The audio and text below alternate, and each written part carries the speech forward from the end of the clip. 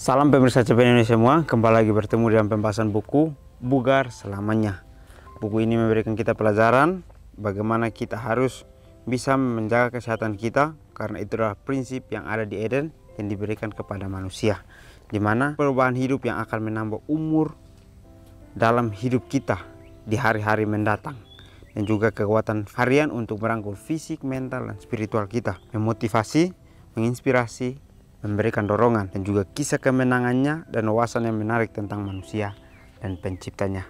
Pelajaran-pelajaran ini yang akan kita dapatkan di dalam buku ini untuk kita dapat belajar bagaimana kesehatan itu sangat penting untuk kehidupan kita, karena inilah prinsip yang diberikan oleh Tuhan untuk kita dapat pelajari tiap hari. Pelajaran kita kali ini judulnya adalah Dia Masih Peduli. Ayat intinya terambil dalam 1 Petrus 5 ayat 6 dan 7. Karena itu rendahkanlah dirimu di bawah tangan Tuhan yang kuat, supaya kamu ditinggikannya pada waktunya. Serahkanlah segala kekhawatiranmu kepadanya, sebab ia akan memelihara kamu. Saat itu, bulan Juli 1995, putri saya yang berusia 10 tahun terbaring di tempat tidur rumah sakit dengan 19 kabel dan selang terpasang di tubuhnya yang demam tinggi.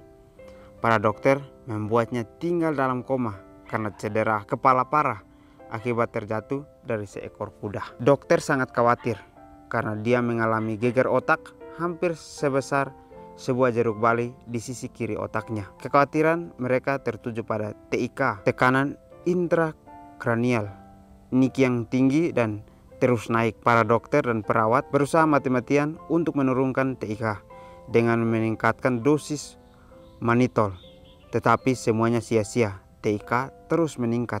Kecemasan terlihat jelas di wajah mereka. Baik, pelajaran Tuhan berikan kepada kita bahwa Dia masih peduli akan kehidupan kita. Dikatakan di sini bahwa karena itu rendahkanlah dirimu di hadapan Tuhan yang kuat, supaya kamu ditinggikan pada waktunya. Serahkanlah kekhawatiranmu kepadanya, sebab ia akan memelihara kamu. Pelajaran yang sangat menarik kita dapatkan di dalam ayat ini. Dikatakan bahwa pada saat kita merendahkan diri kita di bawah tangan Tuhan yang kuat, maka kita akan ditinggikan pada waktu yang tepat yang Tuhan akan berikan. Diminta kita untuk serahkan setiap kekhawatiran yang ada pada diri kita, karena Dia yang akan memelihara kehidupan kita. Sangat menarik untuk kita dapat pelajari. Tuhan mengajak kita bagaimana kita mau bergantung kepadanya, sehingga kita pada saat mendengar cerita ini, kita akan melihat bagaimana ketergantungan cerita tersebut kepada Tuhan. Di sini katakan bahwa pada bulan Juli 1995, putri saya berumur 10 tahun terbaring di rumah sakit dengan 19 kabel dan selang terpasang di tubuhnya yang demam tinggi.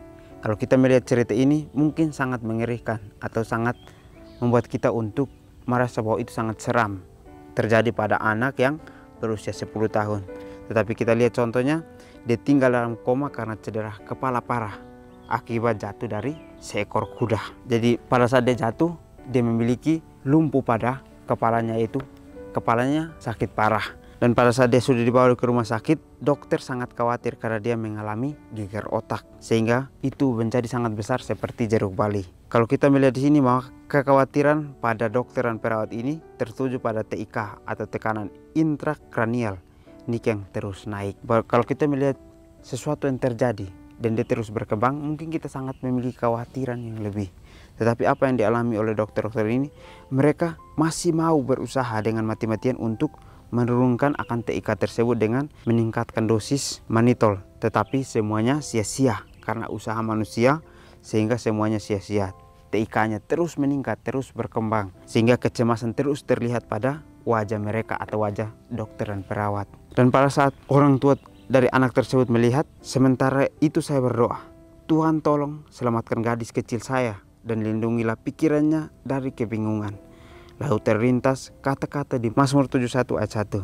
Padamu ya Tuhan, aku berlindung, janganlah sekali-kali aku mendapat malu. Tiba-tiba saya merasakan tepukan di bahu saya. Itu adalah teman saya, Cindy Kenan. Dia melihat keputusasaan di wajah saya dan memperhatikan bahwa TIK Niki sangat tinggi. Dia menatap saya dan berkata, Nicole, ayo nyanyikan lagu kesukaan Niki, I Guess All My Cares Upon You. Baik, pelajaran yang sangat kita dapatkan di sini. Pada saat semuanya sudah memiliki rasa kekhawatiran dan cemas, maka terpikirlah di benak ayahnya bahwa ada sesuatu yang harus dia serahkan kepada Tuhan. Dia datang kepada Tuhan dengan kerendahan hati untuk mendoakan akan anaknya itu. Sehingga dia berdoa, dia ingin Tuhan menolong akan anaknya supaya pikirannya jauh dari kebingungan. Dan dia mengingat akan Mazmur 71 ayat 1, dikatakan bahwa padamu ya Tuhan aku berlindung, janganlah sekali-kali aku mendapatkan malu. Dia mau supaya menunjukkan satu mujizat kepada perawat dan juga dokter tersebut, sehingga dia datang merendahkan dirinya kepada Tuhan. Dia berserah supaya Tuhan melakukan akan caranya supaya dokter dan perawat dapat melihat akan mujizat tersebut. Dan juga tiba-tiba merasakan tepukan di bahunya. Dikatakan di sini bahwa itu adalah teman saya, Cindy Kenam. Dia melihat keputusan di wajah saya dan memperhatikan bahwa TIK itu sangat tinggi. Pada saat kita sudah cemas, meskipun kita sudah merendahkan diri kita untuk datang kepada Tuhan, tetapi rasa kecemasan itu selalu ada dalam tubuh kita. Sehingga Tuhan meminta kita untuk kita serahkan semua kekhawatiran kita, maka Dia memelihara akan kehidupan kita. Begitupun yang diucapkan oleh Cindy tersebut kepada ayah dari gadis tersebut. Dikatakan bahwa ayo kita menyanyikan lagu kesukaan Niki, I cast all my cares upon you. Yang artinya adalah kita harus menyanyikan lagu kesukaannya supaya dia dapat mendengar lagu kesukaan itu dan dia memiliki sukacita kembali. Dia tidak memiliki kebingungan pada saat masa kritisnya, tetapi dia memiliki rasa bahagia pada saat masa kritisnya masih diperhatikan, masih mau untuk memiliki rasa sukacita itu. Jadi Cindy dan saya berada di sebelah sisi yang berbeda di tempat tidur, dan kami mulai bernyanyi dengan lembut. Ketika kami selesai, saya mengangkat kepala saya dan saya hampir tidak percaya dengan apa yang saya lihat. Tekanan intrakranial itu menurun, itu turun lebih rendah dari yang pernah ada sebelumnya. Ketika obat-obatan gagal, Sang Pencipta turun tangan. Baik, cerita yang sangat menarik kita dapatkan pada saat kita lakukan apa yang jadi kesukaan kita untuk kita dapat dekat dengan Tuhan, maka itulah yang perlu kita lakukan terus-menerus. Di masa kebingungan, anak tersebut, ayahnya dan juga temannya Cindy menyanyikan lagu kesukaannya. Dan pada saat mereka menyanyikan itu, mereka menyanyikan dengan lembut, sehingga pada saat didengar dalam masa kritisnya mungkin sangat membuat dia untuk memiliki sukacita bahwa dia harus kembali pulih untuk memberikan satu semangat lagi dalam kehidupannya. Dan juga dikatakan di sini bahwa pada saat mereka selesai menyanyi, maka penyakit Niki ini mulai menurun, sehingga itu tidak pernah terlihat dari sebelumnya. Mungkin sebelumnya tidak pernah sekecil itu, tetapi ini kembali untuk mengecil atau kembali untuk lebih rendah dari yang sebelumnya.